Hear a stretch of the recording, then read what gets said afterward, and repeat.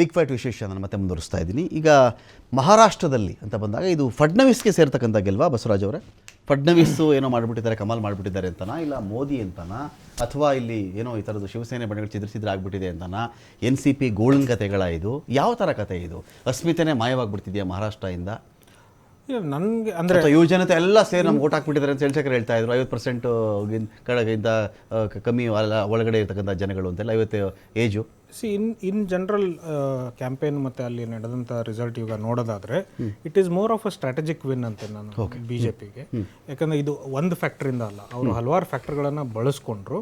At the same time ಅಪೋಸಿಷನಲ್ಲಿದ್ದಂಥ ಹಲವಾರು ಪಾರ್ಟಿಗಳು it look like ಅಂದರೆ BJP ಮತ್ತು ಅವರ ಬನ it look unified.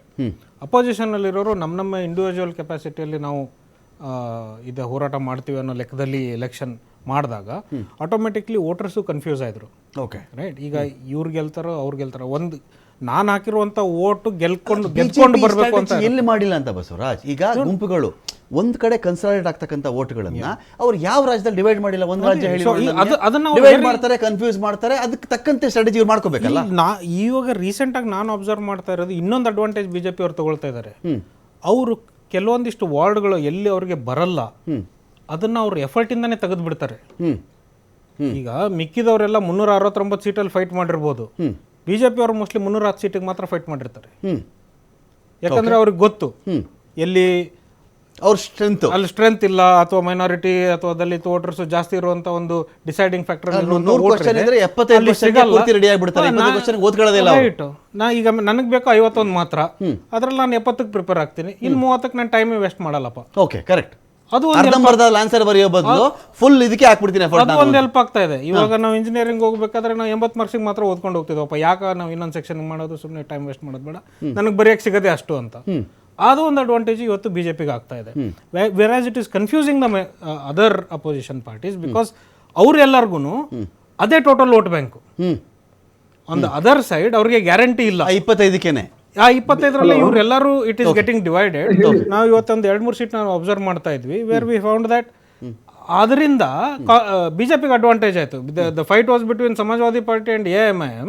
BJP won that seat. Okay, and ಆ ರೀತಿಯಾದಂಥ ಅಡ್ವಾಂಟೇಜನ್ನು ಇವತ್ತು ಅವ್ರಿಗೆ ಸಿಗ್ತಾ ಇದೆ. ಸೊ ಅದು ಒಂದು ಸ್ಟ್ರಾಟಜಿ. ಬಿಕಾಸ್ ನೀವು ಎಷ್ಟು ಜಾಗದಲ್ಲಿ ಯುದ್ಧ ಮಾಡ್ತಾ ಇದ್ದೀರ ಅನ್ನೋದು important. Powerful party when it decides I don't care for 50 seats and consolidate my energy in the remaining 300, ನಿಮ್ಗೆ ಅಡ್ವಾಂಟೇಜ್ ಇದೆ. ಅಂಡ್ ಈ ಅಬ್ಸರ್ವೇಷನ್ ನಾವು ಮಾಡಿದ್ದು ನಮ್ಮ ಡೆಲ್ಲಿ ಎಲೆಕ್ಷನ್ನಲ್ಲೂ ಕೂಡ the vote difference Aam Aadmi ಪಾರ್ಟಿಗೆ BJPಗೆ ಇದ್ದದ್ದು ಬರೀ 1.5% ವೋಟು.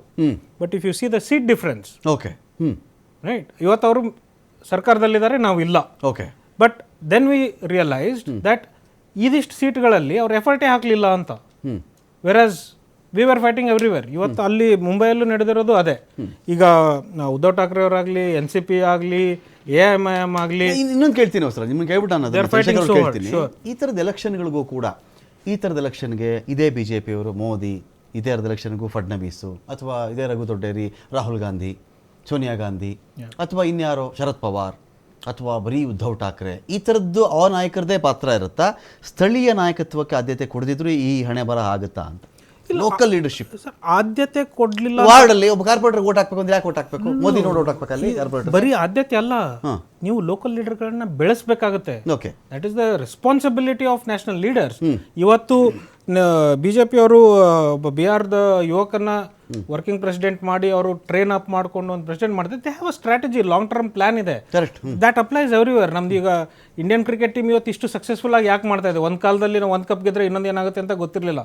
ಇವಾಗ ಟೀಮ್ 5 ವರ್ಷಕ್ಕೆ ಹೇಗೆ ಮಾಡೋದು, 10 ವರ್ಷಕ್ಕೆ ಏನು ಮಾಡೋದು, ಮುಂದಿನ ವರ್ಲ್ಡ್ ಕಪ್ ಹೆಂಗೆ ಅಂತ ಯೋಚನೆ ಮಾಡಿ, ಸ್ಟ್ರಾಟಜಿ ಮಾಡಿ, ಇವತ್ತು ಯಾರು ನಡೆಸೋದು, ನಾಳೆ ಯಾರನ್ನ ಕ್ಯಾಪ್ಟನ್ ಮಾಡೋದು ಅಂತ ಮಾಡ್ತಾ ಇದೆ. ಆ ಸ್ಟ್ರಾಟಜಿ ಪಾಲಿಟಿಕ್ಸ್ಗೂ ವರ್ಕ್ ಆಗುತ್ತೆ. ನಮ್ಮದೇ ವಾರ್ ರೆಡಿ ಆದ್ರೆ ಬ್ಯಾಟಲ್ ರೆಡಿ ಆಗ್ತಾರೆ ಅಂತ. Yeah, definitely. And ಅವ್ರಿಗೆ, I mean, they have a very long term vision, which is lacking in a consolidated